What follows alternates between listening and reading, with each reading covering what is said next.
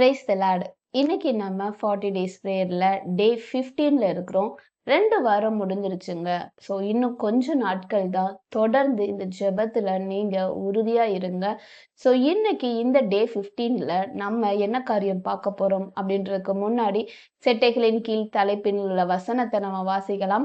இஸ்ரவேலின் தேவனாகிய கர்த்தருடைய செட்டைகளின் கீழ் அடைக்கலமாய் வந்த உனக்கு நிறைவான பலன் கிடைப்பதாக. ரூத் 2ஆம் அதிகாரம் 12ஆம் வசனம். ஆமேன். ஆமாங்க. ஸோ இந்த வசனத்துல சொல்லப்பட்டபடி நிறைவான பலன் என்னென்ன அப்படின்றத 2 வாரம் நம்ம பார்த்துட்டோம். ஸோ இதுல கிட்டத்தட்ட நிறைய ஆசீர்வாதங்கள் நீங்க செட்டையின் கீழே வந்தீங்க அப்படின்னா இருக்கும் அப்படின்றத நம்ம பார்த்துட்டோம். இதற்கு இந்த பலன்லாம் கிடைக்கணும் அப்படின்னா அந்த செட்டைகளின் கீழ் வந்துட்டா போதாது. அந்த வந்ததுக்கு அப்புறம் நம்ம சில காரியங்களை கடைப்பிடிக்கணுங்க. அதாவது செட்டைகளின் கீழ் வந்தீங்க அப்படின்னா நம்ம எப்படி இருக்கணும், ஸோ எப்படி இருந்தா இந்த நிறைவான பலன் கிடைக்கும் அப்படின்றத தான் நம்ம பார்க்க போறோம். நீங்க நினைக்கலாம், முன்னாடியே சொல்லியிருக்கலாமே அதுக்கப்புறம் நிறைவான பலன் அப்படின்னு. இல்லைங்க, கர்த்தர் எப்போதுமே நம்மளுக்கு வாக்குத்தத்தத்தை கொடுப்பாரு. இந்த வாக்குத்தத்தம் நீ சுதந்திரிக்கணும் அப்படின்னா இந்த காரியங்கள் செய் அப்படின்னு கட்டளைகள் கொடுப்பாருங்க.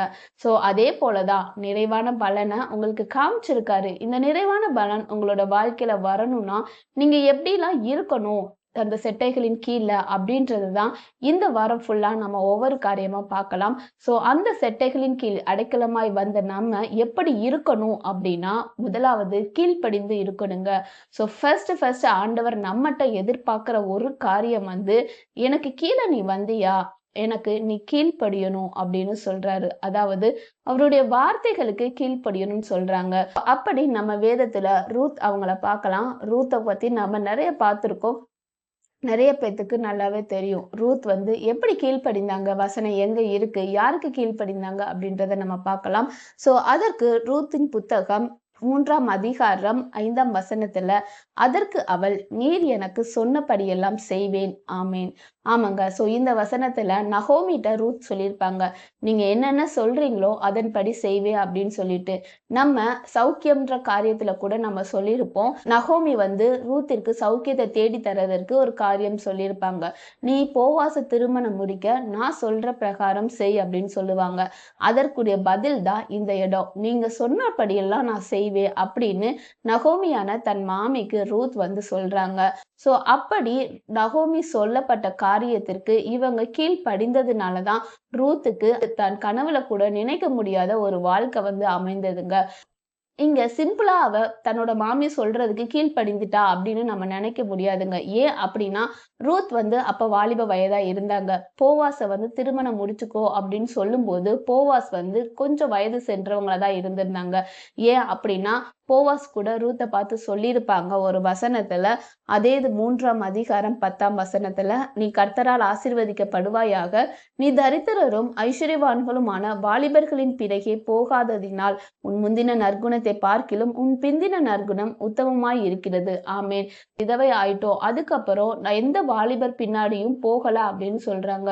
சோ அந்த வாலிபர் அப்படின்னா இவங்களும் அங்க வாலிப வயதாதான் இருந்திருப்பாங்க. போவாஸ் ராகவோடைய பையன் அப்படின்னு சொல்றாங்க. சோ அவங்க கொஞ்சம் முதிர் வயதாதான் இருந்திருப்பாங்க ரூத்தை காட்டியும். தன் மாமி சொல்லிட்டாங்க, இருந்தாலும் நான் இவங்களை போய் கல்யாணம் முடிக்கிறதா அப்படி எதுவுமே அவங்க மனுஷரீகமா எதுவுமே யோசிக்கலங்க. யோசிக்காம தன் மாமி என்ன சொல்றாங்களோ அது என்னோட வாழ்க்கைக்கு நல்லதாதான் இருக்கும் அப்படின்னு நினைச்சிட்டு மாமிக்கு கீழ்ப்படிந்து அந்த காரியத்தை அவங்க செய்யறாங்க. நம்ம கீழ்ப்படிந்தோம் அப்படின்னா நம்ம கனவுலையும் எதிர்பார்க்காத ஒரு காரியம் கர்த்தர் நம்மளுக்கு செய்வாருங்க. சோ இந்த காரியத்தின் நிமித்தம் கீழ்ப்படிந்ததுனால நம்ம செட்டைகளின் கீழ் அடைக்கலமாய் வந்தோம் அப்படின்னா, கர்த்தருக்கு கீழ்ப்படிந்து நடந்தோம் அப்படின்னா நமக்கு அந்த நிறைவான பலன் கிடைக்குங்க. வசனத்துல நம்ம வாசிச்ச மாதிரி, நீர் எனக்கு சொன்னபடியெல்லாம் செய்வேன் அப்படின்னு நம்ம கர்த்தர் இடத்துல சொன்னோம் அப்படின்னா, அதற்கு போவாசும் ஒரு வசனம் சொல்லியிருப்பாங்க, மகளே நீ பயப்படாதே, உனக்கு வேண்டியபடியெல்லாம் செய்வேன் அப்படின்னு சொல்லியிருப்பாங்க. சோ கர்த்தர் இடத்துல இந்த வார்த்தையை நம்ம அறிக்கையிடுவோங்க. கர்த்தாவே நீ சொன்னபடியெல்லாம் நான் செய்வேன் அப்படின்னு நீங்க சொன்னீங்க அப்படின்னா, கர்த்தர் உங்களுக்கு இன்னைக்கு இந்த வார்த்தை வார்த்தையை திரும்ப சொல்றாருங்க. மகளே பயப்படாதே, உனக்கு வேண்டியபடி எல்லாம் செய்வேன் அப்படின்னாங்க. சொன்னபடி எல்லாம் செஞ்சீங்க அப்படின்னா வேண்டியபடி எல்லாம் கிடைக்குங்க. இந்த கீழ்ப்படிதல் இயேசுவே பெற்றோருக்கு கீழ்ப்படிந்திருந்தாங்க. எபேசியர்ல நம்ம வாசிக்கிறோம், பிள்ளைகளே உங்கள் பெற்றோருக்கு கர்த்தருக்குள் கீழ்ப்படிந்திருங்கள் அப்படின்னு சொல்றாங்க. வசனத்தின்படியே இயேசுவும் பெற்றோருக்கு கீழ்ப்படிந்திருந்தாங்க. நம்ம எந்த வசனத்துல வாசிக்கலாம் அப்படின்னா, லூக்கா எழுதின சுவிசேஷம் 2ஆம் அதிகாரம் 51ஆம் வசனத்துல இயேசு பெற்றோருக்கு கீழ்ப்படிந்திருந்தார் அப்படின்னு நம்ம வாசிக்கிறோங்க.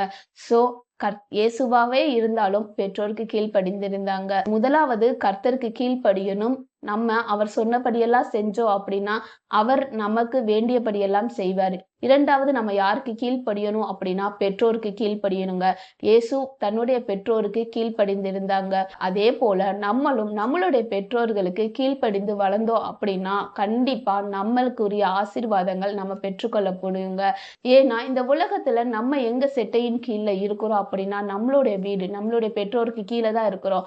சோ நம்ம அந்த செட்டைகளின் கீழ் நம்மளுடைய வீட்டுல பெற்றோருக்கு கீழ்ப்படிந்து நடந்தோம் அப்படின்னா உலகத்துல கர்த்தர் நம்மளுக்கு உலக பிரகாரமான நிறைய நிறைவான பலனை கொடுப்பாருங்க. சோ கர்த்தருக்கு கீழ்ப்படிந்து இருக்கணும், பெற்றோருக்கு கீழ்ப்படிந்து இருக்கணுங்க. சோ அவருடைய செட்டைகளின் கீழ் அடைக்கலமாய் வந்து அவருக்கு பயந்து கீழ்ப்படிவோம், நிறைவான பலனை நம்ம பெற்றுக்கொள்வோங்க. நம்ம எல்லாரும் சேர்ந்து ஜெபிக்கலாம். அன்புள்ள இயேசப்பா, இந்த நாளிலும் ஆவியானவரே அப்பா, நாங்க உங்களுக்கு ஆவியானவரே அப்பா கீழ்ப்படிய எங்களுக்கு நீங்க உதவி செய்யுங்க. சில காரியத்துல தகப்பனே அப்பா, நாங்க வேதத்துக்கு கீழ்ப்படியாம போறோம்ப்பா, உம்முடைய வார்த்தைக்கு கீழ்ப்படியாம போறோம்ப்பா, உம்முடைய அடைக்கலத்துக்குள்ள வந்துட்டோம், உம்முடைய செட்டையின் கீழே வந்துட்டோம். இருந்தாலும் சில காரியத்துல நாங்க கீழ்ப்படியாமையில இருந்தோம் அப்படின்னா தகப்பனே ஆவியானவரே அப்பா ஸ்தோத்திரம் தகப்பனே, இன்றைக்கு நாங்க மனம் திரும்பி டாடி அப்பா எல்லா செயல்களுக்கும் உங்களுடைய வார்த்தைகளுக்கு கட்டளைகளுக்கு கீழ்ப்படிந்து வாழ எங்களுக்கு கிருபை செய்யுங்கப்பா. ஆவியானவரே அப்பா ஸ்தோத்திரம் தகப்பனே, இந்த கீழ்ப்படிதலினால வருகிற ஆசீர்வாதங்கள் தகப்பனே அப்பா நிலையான ஆசீர்வாதங்களாக நாங்க உணர்கிறோம் டாடி.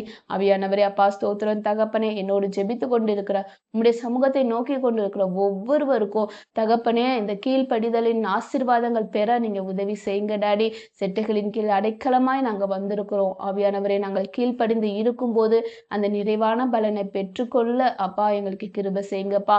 கூட இருங்க, வழி நடத்துங்க. எல்லாவற்றையும் உங்களுடைய கரத்துல நாங்கள் ஒப்பு கொடுக்கிறோம். பொறுப்பெடுத்து வழி நடத்தி கொள்ளுங்க. இயேசுவின் நாமத்திலே ஜெபிக்கிறோம் ஜீவனுள்ள நல்ல பிதாவே, ஆமேன்.